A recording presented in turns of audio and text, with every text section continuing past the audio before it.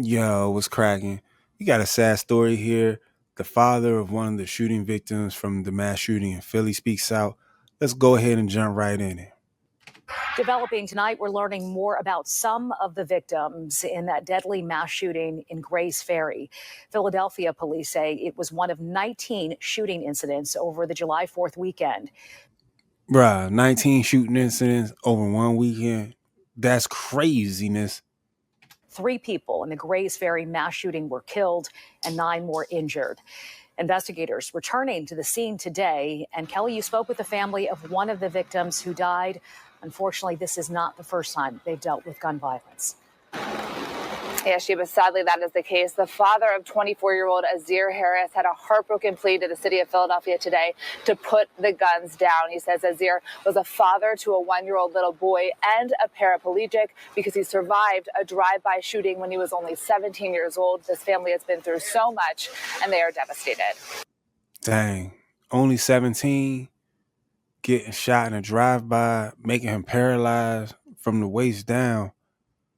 And now he's dead at 24. Come on, Philly. We got to put the guns down all over the world. Philly got a spotlight right now, but it's all over the world. Baltimore, Indianapolis, Texas, Louisiana, California. The news stories are popping up. So many stories. It's just ridiculous. I carried him at his time when he was down. And now I can't be able to pick him up no more, and it hurts. Really do. Hurts me bad. Troy Harris says he keeps a close watch on his son, the youngest of 6, 24-year-old Azir Harris, who has been wheelchair-bound since he was 17 years old following his injuries in a drive-by shooting in South Philadelphia. When Azir's friends got... Dang, man, look at his smile. Look at his smile, handsome guy. Handsome guy, he got a beautiful smile, and they just took everything from him. Took him from his father. His father hurting. You could see it in his face. You can hear it in his voice. All over what? Got him out of the house last night. He says he didn't question it. But I figured they'd either go to the store, get some juice or something like that. Philadelphia. Hold on. I ain't want to mess it up. Did you hear what he said? Did you hear what he said happened to his son, though? This is important. When Azir's friends got him out of the house last night, he says he didn't question it. But I figured they'd either go to the store, get some juice or something like that. Never thought that he would be on the other side of town when that happened to him. He identified Azir. Just getting out the house with his friends. Man, listen, it's dangerous out there. I know for a fact that everybody want to have a social life, and I got kids, and sometimes I be like, yo, I want y'all just to chill, just relax. And they only 13, so they ain't really at that social place where they get out and they want to have fun with their friends. But I know this father sometimes, some way, feel like he just don't want his son to be out on the streets. But you never think that it's going to be the last time you see your baby. You know what I mean? You want them to have a great life. You want them to be out enjoying life with their friends and living carefree. But man, it's tough. It's tough. Rest in peace to that man. An outgoing positive father to a 1-year-old boy, as one of the 3 victims shot and killed on the 1500 block of South Edding Street around 1 a.m. Man. He says Azir's son's mother was one of the 9 other victims injured in the shooting. Emotional loved ones gathered outside Penn. Look at all the pain that these young ladies going through. Look, they hurt, man. They hurt. They just like the violence got to stop. The nonsense got to stop. Presbyterian Hospital all morning for updates as police were seen towing vehicles away for evidence. As seen in this surveillance video, police say they believe... Man, look at that little youngin' busting that jump. Look at the gun closest to us. Look at him shooting that gun closer to us. Look at him shoot it. Look how he shoot it. Evidence. As seen in this surveillance video, police say... I just need to find a word for it. Look how carelessly he's waving around a firearm and letting that joint loose. It's like a war zone. It's like a war zone on the front porch. As seen in this surveillance video, police say they believe more than 100 shots erupted during an impromptu block party gathering on the block. Police say the Look, you see video is people part on of the their ongoing ground investigation. ducking. The gunfire striking homes and cars, one of them towed from the neighborhood today.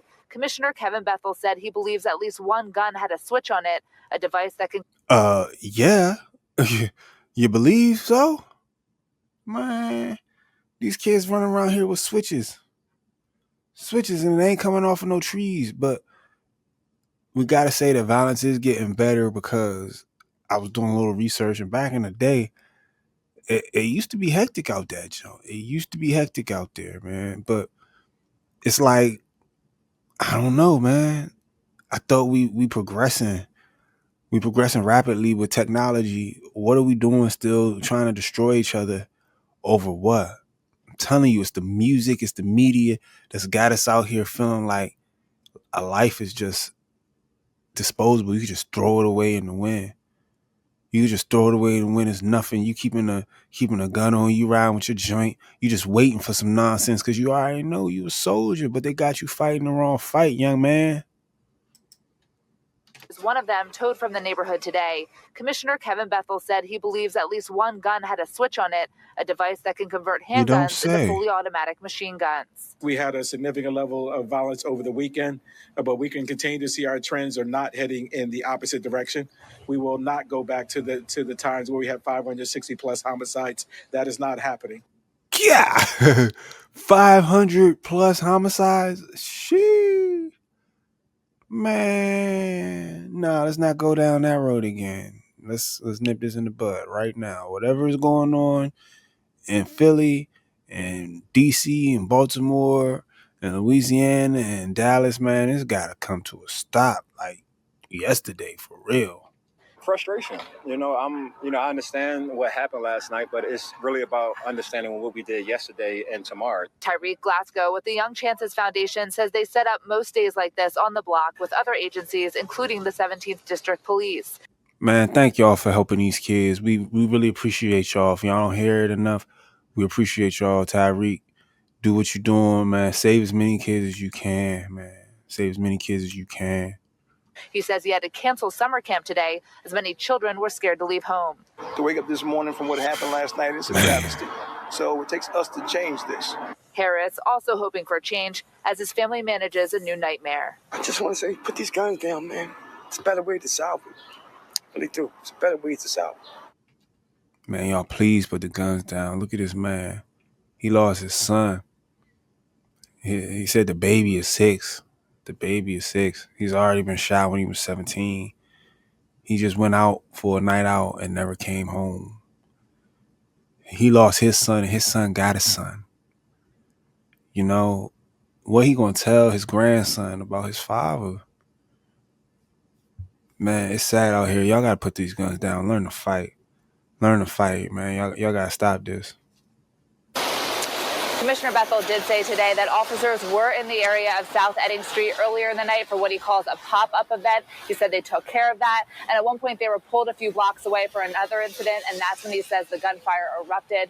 Police are asking anybody that has additional information to call 215-686-TIPS. Wow. So the police was at an event, pulled away from that event for another incident, and during that time there was a shooting right around the corner. How crazy is that? How tragic is that the police are out there doing their job, trying to serve and protect, and there's nothing that they can do because there's so much going on that they can't be everywhere at one time. So it's on us, it's on our community, it's on the people, the citizens, to figure out what we can do to stop this. I'm blaming the music. I'm blaming the media, because anytime you turn on the TV, you see us going back and forth with each other. Every song you listen to, they talking about switches. They talking about ops. They talking about running down on folks. They talking about their dead homies and ops, and like, it's just crazy. And it's got to stop because it ain't getting no better. It might not be getting worse at the moment, but technology has come leaps and bounds. Why are we still holding each other back like this? Why are we still trying to destroy each other over nonsense. You can't even have a 4th of July celebration because it ends in mass casualties. Man, rest in peace to all these victims. Condolences to the families. If you were impacted, if you were injured, get well soon.